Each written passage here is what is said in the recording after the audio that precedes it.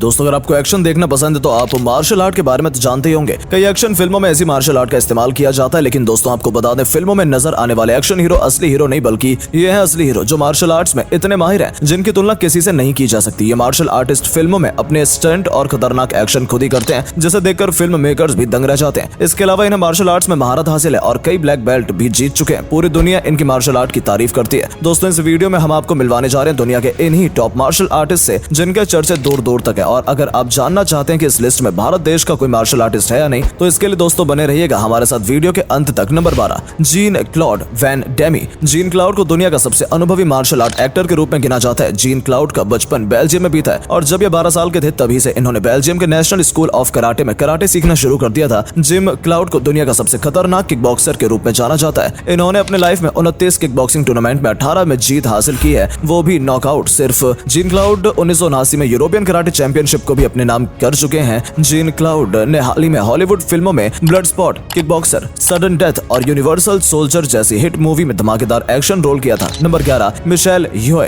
मार्च 2003 में Michelle Yeoh ने best actress का ऑस्कर का अवार्ड जीता। उन्हें उनकी movie everything everywhere all at once में लीड रोल के लिए अवार्ड मिला। आपको बता दें मिशेल एक मलेशियन एक्ट्रेस है। इनको 1997 में जेम्स बॉन्ड की series movie Tomorrow Never Dies में अंतर्राष्ट्रीय स्तर पर पहचान मिली। उसके बाद उन्होंने एक से बढ़कर एक मार्शल आर्ट मूवी में शानदार एक्शन किया। दोस्तों उनकी सबसे खास बात यह है कि उन्होंने कभी भी मार्शल आर्ट की ट्रेनिंग नहीं ली। इन्होंने अपने डांस स्टाइल को ही कुंग-फू की तरह इस्तेमाल किया और खुद को ट्रेन करके एक मार्शल आर्टिस्ट के रूप में पहचान बना ली। Number 10, Iko Uwais. Iko Uwais जो कि इंडोनेशिया के एक्शन हीरो और स्टंटमैन है। इन्होंने दुनिया की टॉप मॉडल आर्टिस्ट की लिस्ट में 10वीं रैंक हासिल की है। दोस्तों आपको बता दें ओवेस को 2009 में उनकी martial art movie Man in Town में सफलता मिली। उसके बाद उन्होंने द रेड जैसी मूवी में अपनी काबिलियत दिखाई। दोस्तों बहुत ही कम लोगों को यह मालूम है ओवेस ने अपने दादा से मार्शल आर्ट के हुनर सीखे थे, क्योंकि इनके दादा मार्शल के आईबी स्टाइल सिल्टर के मास्टर थे। ये मार्शल आर्ट दक्षिण पूर्व एशिया में ही फेमस है। Number 9, Johnny Tri Nguyen. Johnny का जन्म वियतनाम में हुआ था, लेकिन 6 साल की उम्र में अपने पेरेंट्स के साथ अमेरिका में सेटल हो गए थे। निग्युएन एक मार्शल आर्टिस्ट और स्टंटमैन के रूप में काम करते थे। उन्होंने 2005 में बनी हॉलीवुड द प्रोटेक्टर में उन्होंने काम करके काफी नाम कमाया और उसके बाद 2007 में हॉलीवुड फिल्म द रिबेल में उन्हें फेमस कर दिया। उन्होंने कई सफल वियतनामी मूवीज में और साउथ इंडियन मूवी में 7 ओमिडेवु और कुतिरल में भी एक्टिंग की है। नंबर 8, चक नॉरिस। चक नॉरिस एक फेमस अमेरिकन एक्टर और मार्शल आर्टिस्ट हैं। इन्हें मार्शल आर्ट की कई स्टाइल जैसे कि टंग सू डू, ब्राजीलियन जियो-जिट्सु